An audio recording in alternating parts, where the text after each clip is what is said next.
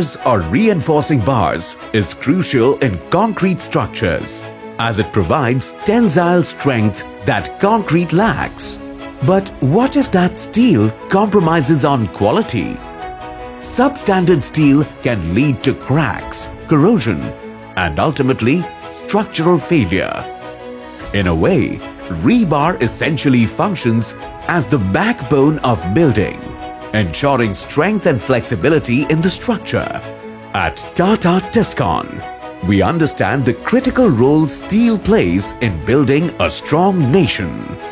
That's why we employ rigorous testing procedures to ensure that every bar meets the highest standards of quality. Our ring test is a testament to the strength and ductility of Tiscon bars. It is a simple test to demonstrate that the rebar has undergone the proper tempering process required for achieving the right strength and flexibility in the rebar. নমস্কার, আমি বিনয় ত্রিপাঠী। আজকে আমরা একটি simple পদ্ধতির মাধ্যমে TMT রিবারের quality test করব, যেটাকে বলা হয় টিএম রিং টেস্ট। টিএমটি রিবারের ম্যানুফ্যাকচারিংয়ের সময় একটি অত্যন্ত জরুরি হিট ট্রিটমেন্ট প্রসেস, যেটাকে বলা হয় কোয়েঞ্চিং, যার ফলে টিএমটি রিবার নিজের শক্তি, স্ট্রেংথ এবং ডাক্টিলিটি অর্জন করে। রিবারে যদি এই হিট ট্রিটমেন্ট প্রসেসটা সঠিক হয় তবে আমরা একটি ইউনিফর্ম রিং দেখতে পাবো। আমরা সবার আগে টাটা টিসকনের একটি স্যাম্পেল নেব। এই স্যাম্পেলটির সারফেসটিকে আমরা ইমারি পেপারে পলিশ করে নিয়েছি। এই সারফেসের ওপরে আমরা কেমিক্যালটাকে দেব।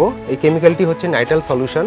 এই কেমিক্যালটা সারফেসের ওপরে দেওয়ার কিছুক্ষণ পরেই এই সারফেসটির ওপরে একটি প্রপার রিং ফর্মেশন হয়েছে।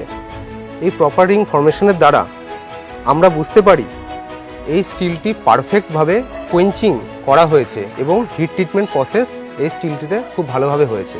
রিংয়ের বাইরের ডার্ক সারফেসটা, এই সারফেসটা স্টিলের হাই স্ট্রেংথকে ক্যারি করে এবং রিংয়ের ভেতরের যে তুলনামূলক এটা নরম অংশ, এটা রডের ডাক্টিলিটি বা ফ্লেক্সিবিলিটিকে নির্দেশ করে। আমরা অন্য একটি টিএমটি রডের স্যাম্পেল নিয়েছি।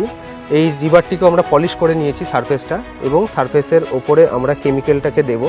কেমিক্যাল দেওয়ার পরে দেখব যে এর রিং ফর্মেশনটা কীরকম আসছে। আচ্ছা, কেমিক্যালটি দেওয়ার পরে আমরা দেখতে পাচ্ছি যে রডের প্রপার রিং ফর্মেশন হয়নি, রিংটি গোলাকার নয় এবং অসামঞ্জস্যপূর্ণ আছে। এর দ্বারা আমরা বুঝতে পারছি যে এই রডটিতে ভালোভাবে কোয়েঞ্চিং করা হয়নি বা ভালোভাবে হিট ট্রিটমেন্ট প্রসেস করা হয়নি। এই ধরনের রিবার লোড নিতে গিয়ে ক্র্যাক করা এবং বেন্ড করতে গিয়েও ক্র্যাক করা এবং কোরোশন হওয়ার সম্ভাবনা বা কোরোশন হওয়ার রিস্ক অনেক বেশি থাকে। Our weight test guarantees the accurate weight of every 1 meter rebar, adhering strictly to BIS standards. This ensures you get the precise quantity of steel you need, ensuring the structural integrity of your projects.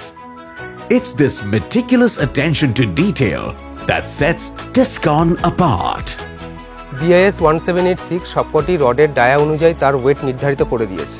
যেমন একটি 16 mm diameter 1 metre লেন্থের রডের সবথেকে কম ওজন হওয়া উচিত 1 kilo 500 গ্রাম এবং সর্বোচ্চ ওজন হওয়া উচিত 1 কিলো 559 গ্রাম। তো প্রথমেই টাটা টিসকনের এই রডটিকে আমি ওয়েট টেস্ট করব।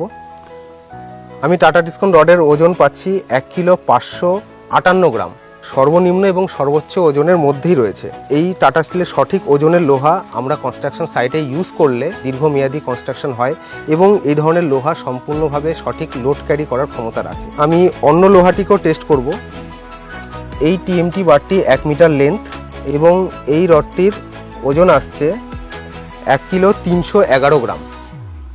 এই রডটি সর্বনিম্ন ওজন যেটি বিআইএস স্ট্যান্ডার্ড মেনশন করেছে তার থেকেও কম আছে। এই ধরনের রডকে যদি আমরা কনস্ট্রাকশন সাইটে ইউজ করি, আমার কনস্ট্রাকশন দীর্ঘমেয়াদী হবে না, সঠিকভাবে লোড ক্যারি করতে পারবে না। Tiscon consistently surpasses industry benchmarks, proving its superior quality and resilience. Precision is paramount, from towering skyscrapers to the foundations of your dream home. Tata Tiscon is the steel you can trust. We don't just meet standards, we exceed them.